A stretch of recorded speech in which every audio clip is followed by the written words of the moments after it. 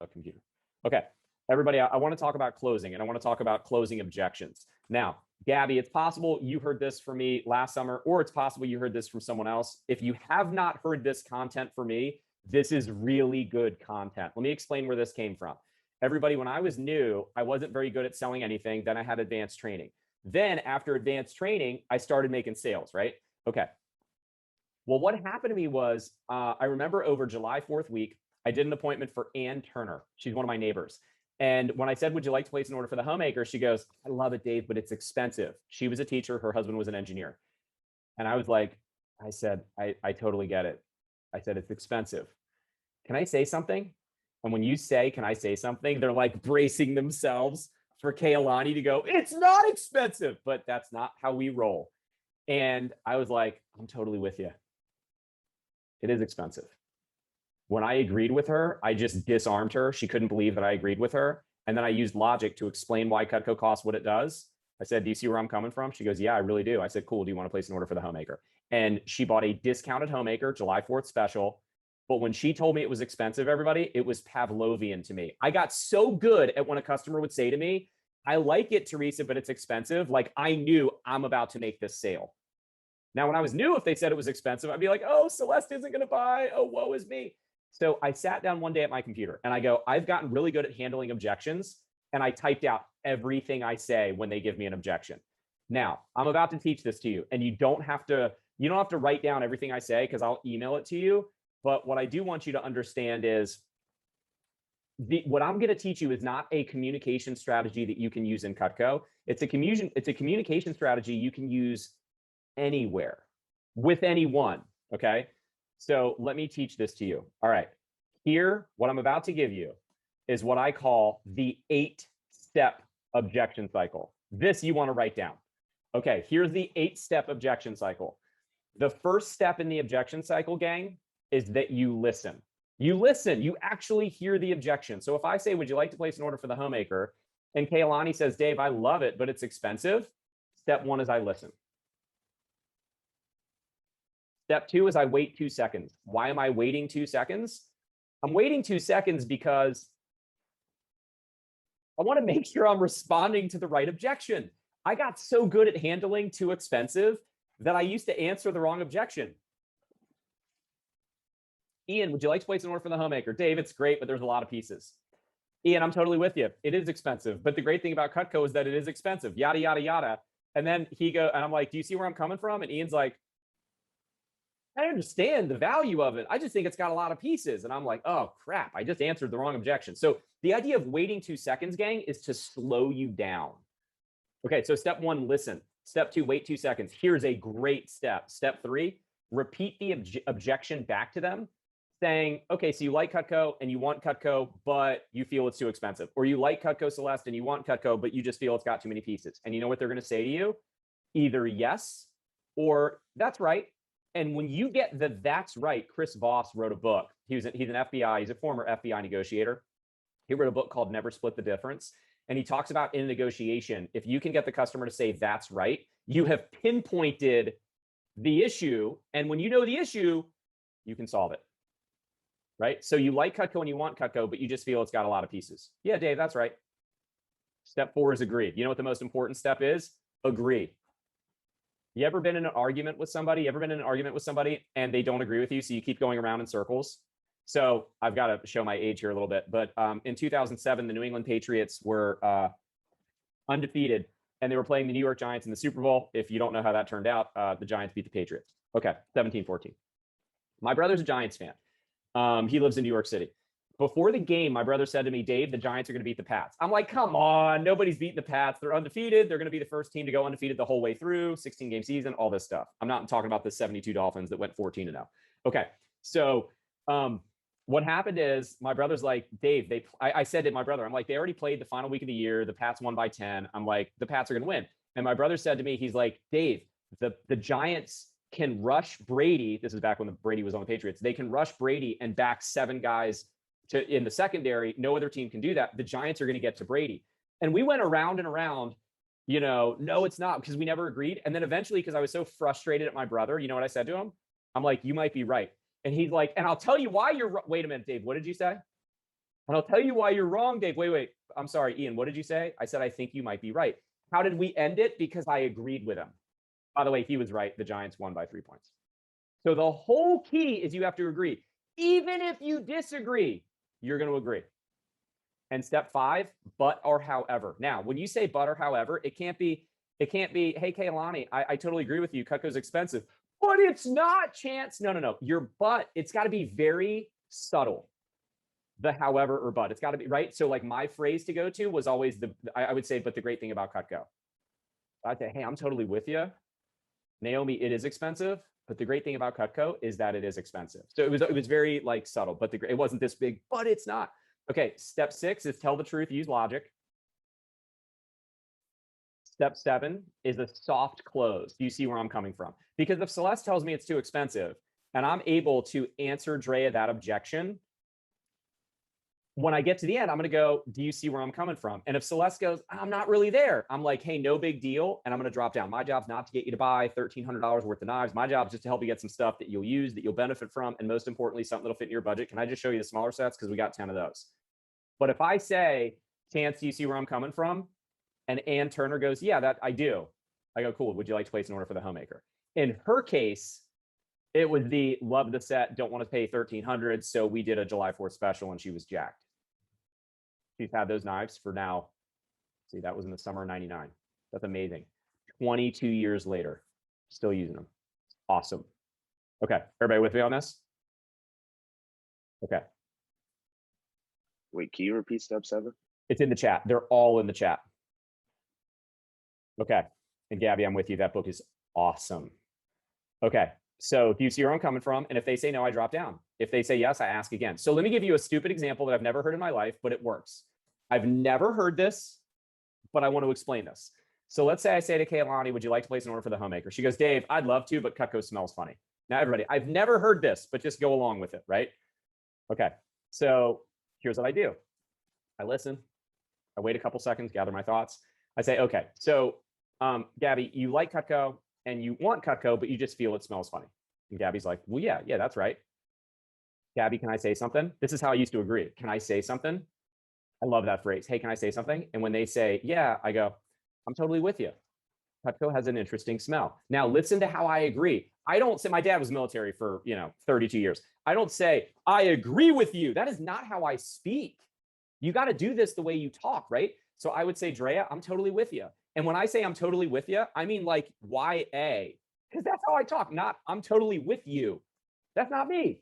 Hey, I'm totally with you.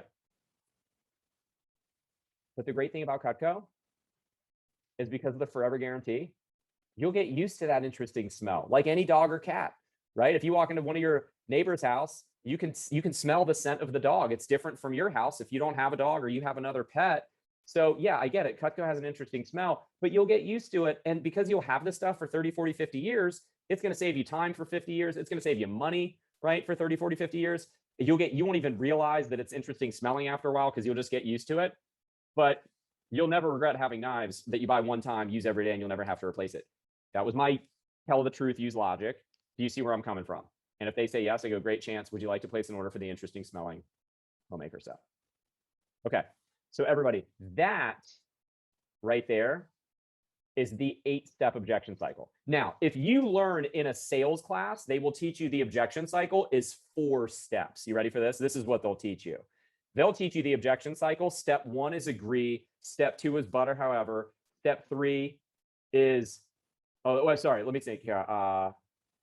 Step 1 is listen. Step 2 is agree with them. Step 3 is the but or however. And then step 4 is ask again. The reason I've elongated this to 8 is because I got so good at handling objections that I felt like I stopped listening to my customer. You got to listen to them. Like I got so good at handling too expensive that they would tell me it had too many pieces. I'd handle too expensive. And then they would be like, that's not what I said. And I'm like, oh man, that's not providing good service. Okay, so let me show you something. Here's what I did. So I sat down and I created a document. Okay, here's the document. I just sat down one day. I remember where I was in my room as a college student selling Cutco, and I just sat down at a computer. I think it's my parents' computer, and I typed this all out. I do not want you to memorize this. I want you to understand this. So if I say, hey, Alani, would you like to place an order for the homemaker? And she goes, Dave, this stuff's great, but my knives are fine. So you would step one, right? Don't forget I'm not just going to start by saying, so you like Cutco and you want Cutco, but you feel your knives are okay. You got to make sure you go through this. That's at the very bottom. You'll find the 8-step objection cycle, right? So I listen, I wait a couple seconds. Okay, Kaylani, so you like Cutco, you want Cutco, but you feel your knives are okay. Hey, I'm totally with you. Right now, your knives are pretty good. But what I will say is that most people, they have their knives for 10 or 15 years, but they only work well for 1 or 2 years. As often as you cook, why just get by with knives like that? What's great about Cutco is you buy it once, use it every day. You'll never have to replace it. It's certainly not cheap, but it's something you'll have for the rest of your life, and it'll be cheaper than rebuying wood or plastic handles over and over and over. Do you see where I'm coming from? Cool. Would you like to place an order for the homemaker? If they don't see where I'm coming from, Kaylani, I'm dropping down. Hey, my job's not to get you to buy $1,300 worth of knives. My job's just to help you get some stuff, chance that you'll use, that you'll benefit from, and most importantly, something that'll fit in your budget. Don't say it that fast, okay? There's 5 objections I'm trying to walk you through. Okay, let me just pause. I'm going to stop sharing my screen for a second. Is this making sense, the content that I'm covering right now? Okay, is this helping you? Because when I was new, if they told me it was expensive, I would drop down. Here's the problem with that. If you drop down and show the galley, they're likely still going to think the galley's too expensive. So you need to answer the objection. And then at the end, do you see where I'm coming from? And if they go, yeah, but I think the homemaker is expensive, now I'm dropping down to the galley, but at least I've built more value in the product. And when I drop down to the galley, maybe I'll sell it. That's the idea here. Okay, let's keep going. Too expensive. This was my favorite. All right, so you like Cutco and you want Cutco, but you feel it's too expensive. Now here, everybody, I want to point something out. What I'm highlighting right here is what's called a clarifying question. A clarifying question. If somebody tells you it's too expensive, you know what they might not mean? That it's too expensive. They might mean they can't afford it. Or if somebody says they can't afford it, they might mean it's too expensive. So I used to clarify this. So Drea said to me, Dave, I love it, but it's expensive. All right, so you like Cutco and you want Cutco, but you feel it's expensive. She goes, yeah. Now, when you say it's expensive, do you mean $1,300 is too much for knives? Or are you saying you couldn't swing the $1,300 right now? Dave, I could write a check right now, but $1,300 is a lot for knives. She meant too expensive. Good. But every now and again, someone's like, oh, Dave, if I had the money, I'd buy it. I don't have the money. Oh, well, let's talk about this one then. Everybody with me on this? All right. But anyway, here's what I would say with too expensive, right? I would say, hey, I'm totally with you. Cutco's a lot of money. But what I will say is that's what's great about Cutco. I'm not saying $1,300 is cheap, because it's not. But what you get in return isn't cheap either. You like the way Cutco has a comfortable handle, right? So you notice this phrase, you like the way Cutco feels in your hand. They haven't felt it, but what you can say is you like the way Cutco has a comfortable handle, right? Because it was in the video. Yes, I do. You like the way the handle won't melt it won't melt like cheap plastic, and it's sanitary, unlike wood, right? You like the way the rivets are flush and they won't expand, unlike brass and stainless steel. What I'm doing here is getting them to say yes over and over. You like the way the steel runs all the way through the handle and gives the knife good balance, right? You like how the steel holds a great edge and won't rust. You like how that double durable edge cuts really fast and really clean, right? And you like the guarantee's awesome, right? That's why Cutco costs $1,300. We put the best materials, the best craftsmanship into everything we do. Again, I'm not saying Cutco's cheap, because it's not, but you buy it one time, you're done forever. A good product isn't cheap. A cheap product isn't good. What's great about Cutco, you buy it once, use it every day, you'll never have to replace it. Do you see where I'm coming from? Cool. Do you want to place an order for the homemaker? Do not memorize that. Just understand the logic behind it. Now, I'm going to send you this document anyway, so that you'll have it. But my point is, you don't need to memorize it. All right, here's a good one. Not now, I want to think about it. This was good. Ian, do you know the name Gino Liacotti?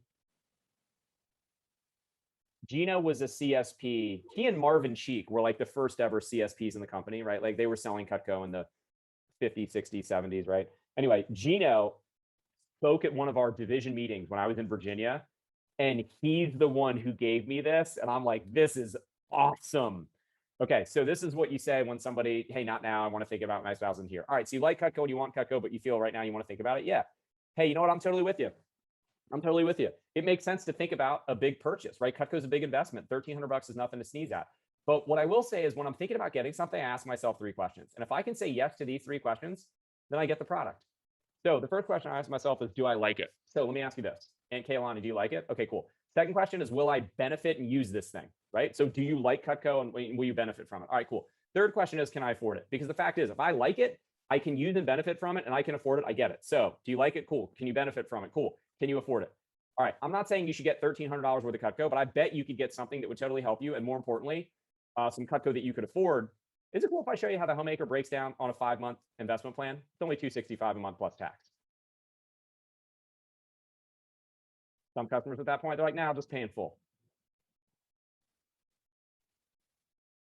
Now, if I had to add one thing to that, right, I would add in, you have 15 business days to try it out, right?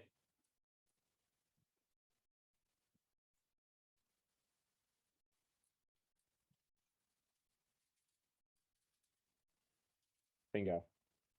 There you go. Yeah, again, I don't want you to feel like you have to write this down. I'll send it to your manager who will give it to you. Too many pieces. Oh, this is a good one, everybody. This is a good one. When I was new, if I got to the end and said, Ian, would you like to place an order for the homemaker? And they said to me, Dave, there's too many pieces. I'd go, which one or two do you want? And what I learned eventually to say is, which one or two are you unsure of? The first time I ever did that, I sold a galley set. Because when I got to the end and said, would you like to place an order for the homemaker? My customer said, Dave, I don't think I'd use every piece. And I was like, no big deal. I totally hear that all the time. I'm with you. It's normal to say that. Hey, I'm just curious, which one or two are you unsure of? She goes, the butcher knife and the carving knife. I dropped down to the galley. I'm like, hey, you know what? The galley set doesn't have the butcher. It doesn't have the carving knife. It doesn't have a carving fork either, but it's got 2 fewer table knives and it's like $400 less. She bought a galley. Okay, but here's what you can do. So you like Cutco and you want Cutco, but you feel it's got too many pieces. Hey, I'm totally with you. I hear that all the time. Cutco has a lot of pieces. Let me ask you, which one or two pieces would you use? And if they say, I don't think I'd ever use the trimmer, I would agree with them. Hey, I'm totally with you. I hear that a lot. But I have to mention the trimmer. This might be the spare tire of your set, because if you have a petite carver, you're thinking you can do bigger carving and little carving, but it would be a little bulky trying to cut a normal grapefruit with a petite carver instead of a trimmer. I would recommend you go with the homemaker set because it's discounted anyway. If we pull out a knife, it's going to cost more money to do it pieced out. I would recommend get the homemaker. And if you find out you're not using the trimmer, call me and I'll help you get that thing sent back and you'll get a refund on the trimmer. But I think you'd be better served getting the set. And I think you'll use the trimmer. Do you see where I'm coming from? Cool. You want to go with the homemaker.